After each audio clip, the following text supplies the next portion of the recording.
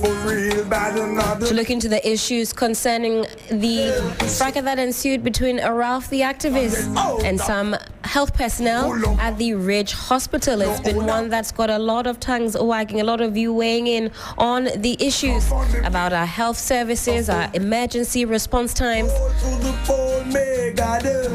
And of course, you'll recall that there was an issue there of some purported assault on a nurse.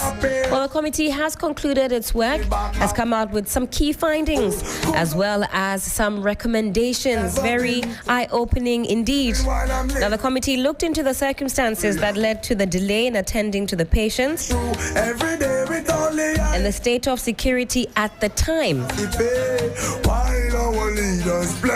And the committee was asked to complete investigation on August 26th and submit same come August 27th. You recall that this incident happened on August 17th. A raft of findings there by the committee. The committee finds that the security at the emergency department was grossly inadequate at the time of the incident. The hospital security arrangement of private one security personnel per 12-hourly shift at the emergency department is inadequate considering the volume of human traffic at the Ridge Hospital Emergency Department. Very eye-opening indeed, Johnny, given what we've been told by the committee. And I think this report can we say it safely puts to bed certain issues that a lot of us were also weighing in on? Right. I can say from the outset that, look, if you run a system that is not well positioned, a system that is not functioning at optimal levels, a system that everybody is complaining about. Right. It must not be an emotional battle, because for all you know, people who profiteer or benefit from a system that is rotten or broken down will do everything they can in their power. They'll fight tooth and claw to ensure that they resist any kind of overhaul. That's what I gleaned from the report. The other thing I gleaned from the report is this. We are told that the lady in question, Chocho, the rotational nurse, does not indeed have a dislocated shoulder. She does not also have a fractured wrist, right? That's right. Now, the question is, these were contained in the medical report that made it all the way to the police station, according to the Ghana Registered Nurses and Midwives Association. Who authored that medical record or report? We ought to find the person too. I think that's one of the things that the committee did not tell us, because somebody authored that document.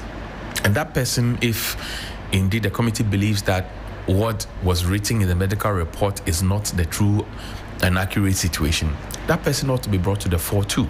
In fact, if I just read out exactly what they said in that report. So the staff, rotation nurse, Miss Rejoice, I believe also Chocho, the rotational nurse, right, who was allegedly physically attacked, was receiving treatment at the hospital and had been discharged. Medical records indicated that she did not suffer any fracture or dislocations, right, and was treated with pain relief and offered psychosocial reports. She was recommended to rest. But who authored the report that she had? Because when the Ghana Registered Nurses and Midwives Association went there, and per her own narrative, she kept insisting that she had a fracture.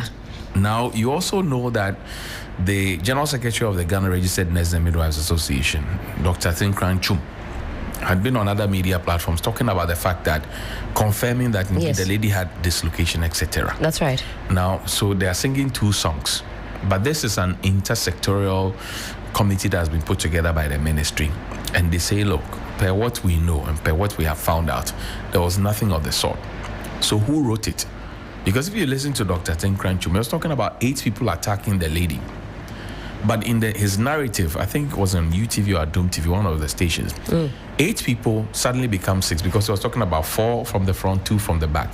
So where are the other 2? If there are 8 people who attacked Helen, we should see all the 8 people in the narrative.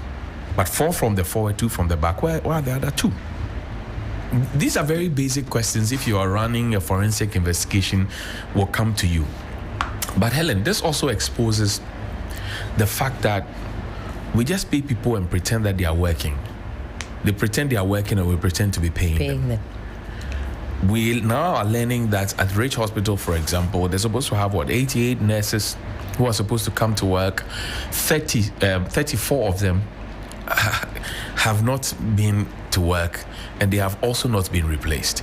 That's right. So when did they leave? So out of 88 nursing staff who routinely work at the emergency department every month, only 54 are currently at post, with about 34 already vacated the post, no replacement. So when did they leave? How did they leave? Are they still being paid? Who authorized their leave? What are the systems?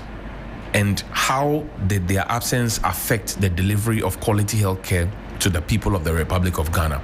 And how worried was the hospital about it? Is there evidence to prove that they put in requests for their replacement and the replacements were not done? And why did nobody know about it until this unfortunate incident? It's a question to ask. I think that this sets the basis for a complete audit of government hospitals across the country and clinics across the country.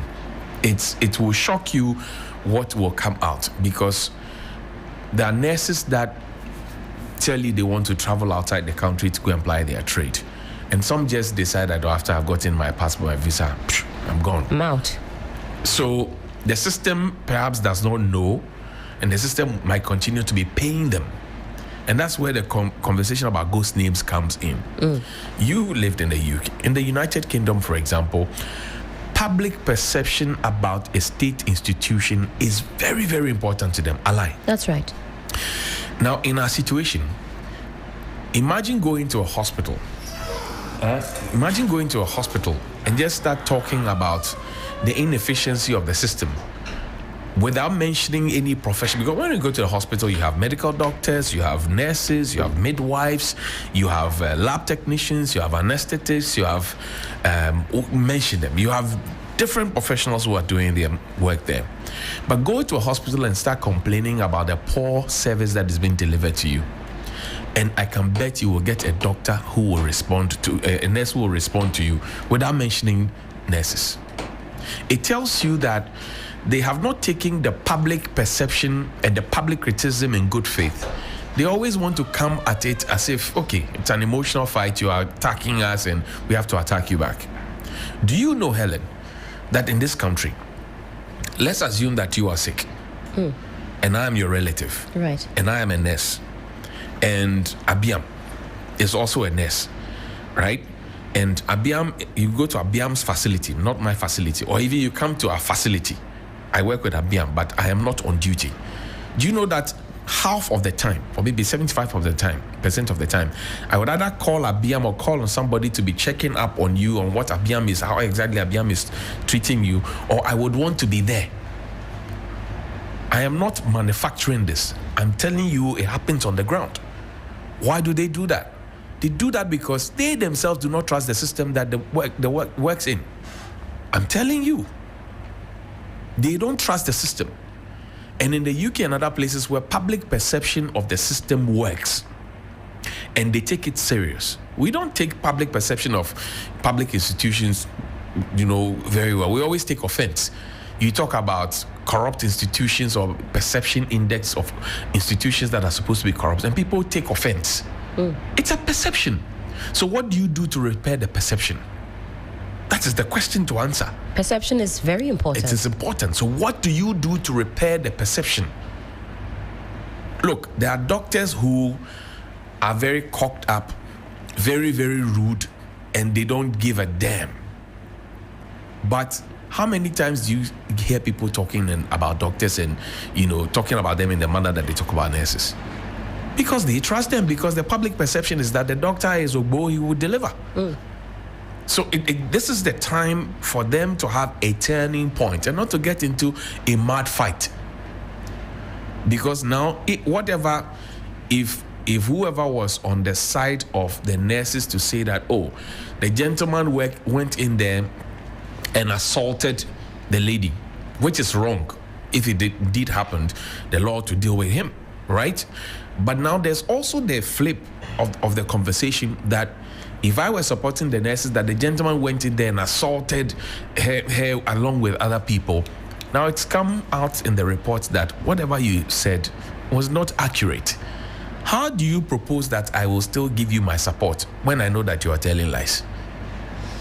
You get the point? Absolutely. Then the other layer of the conversation is that the hospitals or the health facilities are deficient in terms of the resources that they have. Ridge Hospital is talking about CT scan not being available. They're talking about MRI machines. You had the list is there. That's right. So all these things have been there. And that's a regional hospital. It is next to Korle Bu. You understand? It is next to Korle Bu in terms of hierarchy, or right under Korle Bu in terms of hierarchy.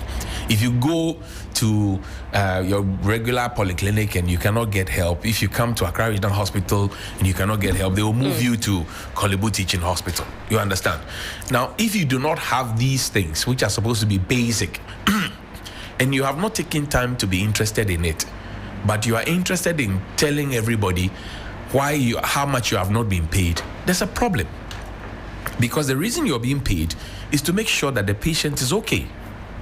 And I keep insisting that people in this country, perhaps some people, not all of us, some people do not get a sense that conditions of service, if you read the Labor Act 651 2003, conditions of service is not just about money. Conditions of service also includes, for example, you go to your washroom at the workplace and it's untidy, it's unclean, there's no water flowing, and you're a lady and you're always picking infection. It's part of your conditions of service. That's right. You understand? And many other things. Like what we showed yesterday about somebody's dripping on the bed instead of hanging on the pole. It's part of your conditions of service. You must demand from your employer. So if you're a carpenter and you're hired to come and fix something, and the tools that you need are a hammer and a nail, and you get to the place and you don't have a hammer and a nail, the work will not be done. Or even if you try and use a stone and you forced to go and get a nail, the work will not be done perfectly as though if you had the hammer. Correct? But the carpenter at that point would not be demanding for a raise. What we have in this situation is that the nurses know all these issues. The doctors know all these issues. They don't talk about it.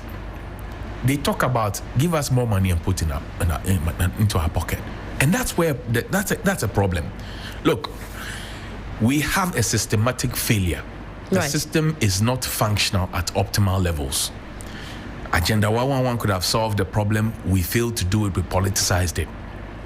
We know the situation at Ridge. The likes of Andy Dosty have told us how his big sister died there because somebody says Mapong. And we have that Mapong scenario over and over again. I've been at a clinic before. A doctor was in a consulting room. He got out. There were people there in the queue. Some were shivering. I don't know what is wrong with them because I'm not a medical doctor. Right. And he told them, Mapong, he walks off. If you are a policeman or a soldier performing sentry duty at somebody's gate and you're supposed to close at 8 and the person who is supposed to swap posts with you has not come, you wait. You don't leave to say Mapong. Because between the time when you leave and the time when the next person comes, if something happens, the institution will be blamed, not you. Now here we are, nurses are asking us to use our taxpayers' money to renew their licenses or paint for them. The licenses or paints, whatever it is, can be used in other private facilities for locum, what they call locum. That's extra job, like galamsey, as we call it. Now, if you are sticking to the time that you have to close, perhaps to go and do locum, when you finish, will you bring us some of the money? I am using my taxes to pay for your locum. But when the time is due, even to administer an injection, you tell me that, Wapong Seseng, what is the purpose of the oath that you took? We have politicized everything. That's why we are where we are. Because half of the conversation that the nurses are talking about are clearly political matters. And that's something we cannot run away from. That's become a part of the conversation. They are clearly political matters. The Minister for Health is a politician, but I appreciate his emotional intelligence and a sense of leadership. Right. He went into the situation. He could have gone the Buga Buga way, But he's cool and calm, and he says, investigate. This is your timeline. Bring the report. Let's look at it and let's start dealing with it. Helen, you remember I've been here, I've spoken about some 2-3 years ago perhaps, about a stolen motorbike of somebody who took the daughter to the Ridge Hospital. That's right. There's a police post there, the security man there. He took the child to the emergency department, and before he could say jack, the motorbike had been stolen.